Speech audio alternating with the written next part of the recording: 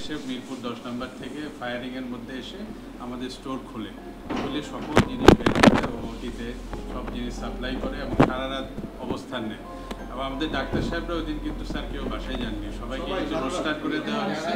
এবং আমাদের ইকবাল স্যার, বদরুল স্যারের নির্দেশনা ছিল যে সবার জন্য খাবার রান্না করো এবং ওনাদেরকে কেবিনগুলো খুলে দাও, রাতে যদি একটু বিশ্রাম নেওয়ার সময় পায় তাহলে ওরা জন্য কেবিনে বিশ্রাম নেয়।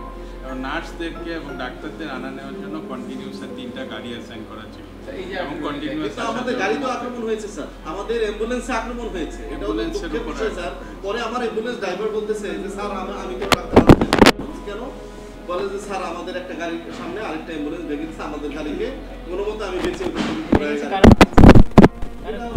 এরা ওই যে মানে ছাত্ররা মানে অ্যাম্বুলেন্সে যেন রোগীগুলোকে দেখতে পারে এইটাও তারা করেছে।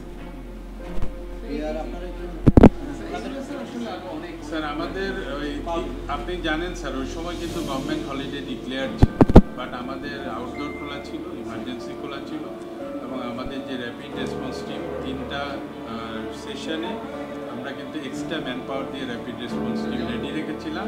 আরেকটা হলো যে স্যার আমাদের হসপিটালে উইদাউট বেড কোনো রুগী ভর্তি হয় না। তো স্যারের নির্দেশনা ছিল দিনবস স্যারের যে ইউ অ্যারেঞ্জ 50 বেড, তুমি 50 বেড অ্যারেঞ্জ করো, প্রয়োজনে ফোম অ্যারেঞ্জ করো। এবং আমরা ফোম স্যার স্তূপ করে রাখছিলাম যে প্রয়োজন হলে আমরা ম্যাট্রেস দিয়ে রুগীদেরকে দ্যাট ওয়াজ আওয়ার প্রিপারেশন, যে আমাদের প্লেসেসগুলোতে আমরা রুগী দিই যেখানে মানুষের হাঁটার জায়গা আছে তারপরে আমরা রুগীকে ফেরত দিব। প্রত্যেকটা রুগীকে আমরা অ্যাটেন্ড করবো, এটাই আমাদের